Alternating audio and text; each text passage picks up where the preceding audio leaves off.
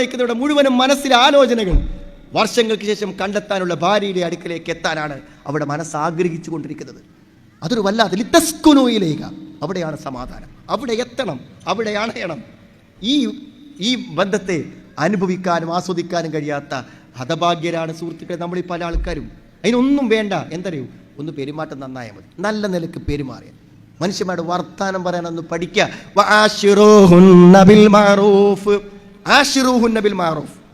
മാന്യമായി പെരുമാറണം, അള്ളാന്റെ കൽപ്പനയാണ്. നല്ല നിലയ്ക്ക് വർത്തമാനം പറയാൻ പറ്റുള്ളൂ. ഭാര്യയെ തെറി വിളിക്കുന്നവർ, ചീത്ത വിളിക്കുന്നവർ പാടുണ്ടോ സുഹൃത്തുക്കൾ? അതൊക്കെ നമ്മുടെ കൂടെ അത്രയും സ്നേഹത്തോടെ ജീവിക്കുന്ന, നമുക്ക് ഭക്ഷണം ഒരുക്കുന്ന, എല്ലാം തരുന്ന ഭാര്യയോട് മാന്യമായി പെരുമാറാൻ കഴിയാത്തവൻ മാന്യനാണോ? മാന്യമായി പെരുമാറാൻ കഴിയാത്തവൻ മാന്യനാണോ? മാന്യമായി സംസാരിക്കാൻ കഴിയാത്തവർ, ഏറ്റവും നല്ല സ്വഭാവത്തിന് ഉടമസ്ഥൻ ആരാണ്? നിങ്ങൾ നല്ല സ്വഭാവമുള്ളവനാണോ എന്ന് നിങ്ങളുടെ ഭാര്യ പറയും. എങ്ങനെ പറയാം? നിങ്ങൾ ഏറ്റവും നല്ല ഭാര്യയോട് നന്നായി പെരുമാറുന്നവനാണ് നിങ്ങൾ ഏറ്റവും ഉത്തമൻ. നമ്മുടെ ജീവിതത്തിൻ്റെ നന്മക്കുള്ളൊരു തെളിവാണ്, സൽസ്വഭാവത്തിൻ്റെ തെളിവാണ് നമ്മുടെ ഭാര്യ എന്ന് പറഞ്ഞാൽ. അതുകൊണ്ട് മാന്യമായ സംസാരം അത് വേണം. ഒരു കാര്യം നമ്മൾ ആലോചിക്കണം, നമ്മൾ അവളുടെ സംരക്ഷകനാണ്, ഭർത്താവ് സംരക്ഷകനാണ്. അത് സുഹൃത്തുക്കൾ ഒരു കരാറിലൂടെ ഏറ്റെടുത്തതാണ്. ആ സംരക്ഷണം അവൾക്ക് ലഭിക്കുന്നുണ്ടോ അതൊന്ന് ഉറപ്പാക്കിയാൽ മതി. അല്ലേ? നല്ല നിലയ്ക്ക് സ്നേഹത്തോടെ വളർത്തിക്കൊണ്ടിരുന്ന വാപ്പനും തുമ്പനോടും ഇനി മുതൽ ഞാൻ നോക്കിക്കോളാർന്നങ്ങാട് പിടിച്ചു കൊടുന്നാണ് നമ്മൾ. അവരൊക്കെ സ്നേഹത്തോടെ നമ്മുടെ വീട്ടിൽ കൊടുന്നാക്കി തന്നാണ്.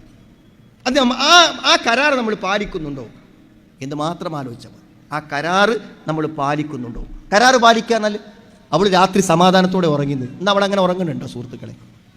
അവൾ മനസ്സിൽ ആവശ്യപ്പെട്ട അവളുടെ ന്യായമായ ആവശ്യങ്ങളൊന്നും തടസ്സപ്പെട്ടിട്ടില്ല, നടക്കുന്നുണ്ടോ? നമ്മളൊക്കെ നമ്മുടെ പെൺകുട്ടിയേക്കും ആൺകുട്ടിയേക്കും പെരുന്നാളിൻ്റെ അന്ന് കയ്യിൽ ഒരു പണവും ഇല്ലാതിരുന്നിട്ടും അവർക്ക് പുതിയ ഉടയാടകൾ വാങ്ങിക്കൊടുത്തില്ലേ? അവർക്ക് നല്ല ഭക്ഷണം വാങ്ങിക്കൊടുത്തില്ലേ? എന്തായാലും ഒരു പെൺകുട്ടി എന്നോട് പറഞ്ഞു, ഞാൻ കൊടുക്കുക 500 രൂപ എൻ്റെ ഭർത്താവിന്, എന്നിട്ട് അയാളെ കൈ കൊണ്ടൊരു മാക്സി, എനിക്ക് ആഗ്രഹമുണ്ട്. അതൊക്കെ എന്തൊരു വാക്കാണ് സുഹൃത്തുക്കളെ, അതൊക്കെ എന്തൊരു വാക്കാണ്. അവളുടെ വേദനകളെയും അവളുടെ വിഷമങ്ങളെയും ഒന്ന് കേൾക്കാൻ പോലും സമയമില്ലാത്ത നിരുത്തരവാദികൾ നാം ആലോചിക്കണം. നാം അവിടെ വലഹുന്ന മിസ്ലുല്ലദി അലൈഹിന്ന ബിൽ മഅറൂഫ്, പരസ്പരം രണ്ടു പേർക്കും ബാധ്യതകളുണ്ട്. അത് മാന്യമായി ആ ബാധ്യതകളെ നിർവഹിക്കുക എന്നത് പ്രധാനമാണ്. അപ്പോൾ സുഹൃത്തുക്കളെ, ഞാൻ ചോദിക്കട്ടെ, നിങ്ങളുടെ ഭാര്യയെ സംരക്ഷിക്കുന്നതിൽ നിങ്ങൾ വിജയിച്ചു എന്ന് ഏതെങ്കിലും ഒരു പുരുഷൻ എൻ്റെ ശബ്ദം കേൾക്കുന്നതിൽ പറയാനാകുമെങ്കിൽ അതെപ്പോഴേ പറയാൻ പറ്റുള്ളൂ? നിങ്ങൾ അവൾ ഒരു സങ്കടവും ഒരു വേദനയും നിങ്ങളുടെ ഭാര്യ നിങ്ങളോട് പറയാതെ അത് പറയാൻ മറ്റൊരാളെ കാത്തിരിക്കുന്നില്ലെന്ന് നിങ്ങൾക്ക് ഉറപ്പുണ്ടെങ്കിൽ നിങ്ങൾ അവൾക്ക് സംരക്ഷണം നൽകിയിട്ടുണ്ട്. അവളുടെ വേദനകളെല്ലാം നിങ്ങളോട് പറഞ്ഞു. ഇനി അവളുടെ അമ്മനോടൊന്നും പറയാനില്ല, വാപ്പനോടൊന്നും പറയാനില്ല, ഒരു കൗൺസിലറോടൊന്നും പറയാനില്ല.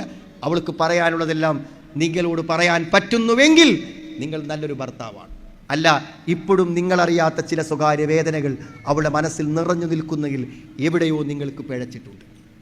അപ്പോൾ ഭാര്യയോട് ചോദിക്കുക, എന്തെങ്കിലും അനക്ക് വല്ല വിഷമവും ബുദ്ധിമുട്ടും മനസ്സിലുണ്ടോ എന്ന് ചോദിക്കുക.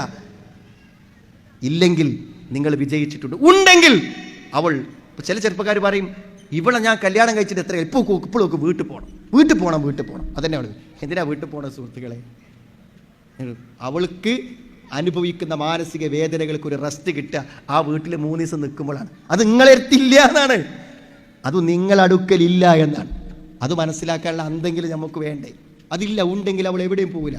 ഭർത്താവിനേക്കാളും താൻ സാന്നിധ്യം ആഗ്രഹിക്കുന്ന മറ്റൊരാളുണ്ടോ സുഹൃത്തുക്കളെ? ആരേലുണ്ടോ? ആരുമില്ല. വാപ്പാനും ഉമ്മാനും നമ്മൾ സംരക്ഷിക്കണമല്ലോ, നോക്കണമല്ലോ, കാണണമല്ലോ, പോകണമല്ലോ.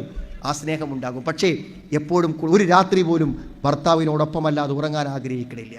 എന്തെങ്കിലും വിഷമം, തെറ്റായ പെരുമാറ്റങ്ങൾ ഭാര്യമാരെന്ന് കണ്ടാൽ എന്താ പണിഷ്മെന്റ് പറഞ്ഞത്? വഖ്ജുറുഹുന്ന ഫിൽ മളാജി, വിട്ടടക്കുക. കയ്യോ സുഹൃത്തുക്കളെ? ഒന്നിച്ചുറക്കുന്നവർക്ക് ഒരു രാത്രി വിട്ടുകടക്കാനാകുമോ? ആ വിട്ടുകടക്കാനാകാത്ത ബന്ധത്തിൽ എങ്ങനെ 15 ദിവസം വിരുന്ന് പോവുക, 20 ദിവസം വിരുന്ന് പോവുക? ആ സുഖം ഇവിടെ നിന്ന് ലഭിക്കാത്തത് കൊണ്ടാണ് ആ വിരുന്ന് പോകണം. പുതിയ കല്യാണക്കാരിലൊക്കെ തരൂ, പുതിയ വീടുകളിലേക്ക് കയറി വരുന്ന പെൺകുട്ടികൾ അവിടെ അനുഭവിക്കുന്ന പ്രയാസങ്ങളിൽ നിന്ന് അവൾ മോചനം നേടുന്ന, അപ്പോൾ ചിലർക്ക് 15 ദിവസം ഇവിടെ നിന്നാൽ 15 ദിവസം അവിടെ വെക്കും. അത് നിൽക്കണം എന്തിനാ? ആ പോകണ്ടെന്ന് അവൾ പറയണം.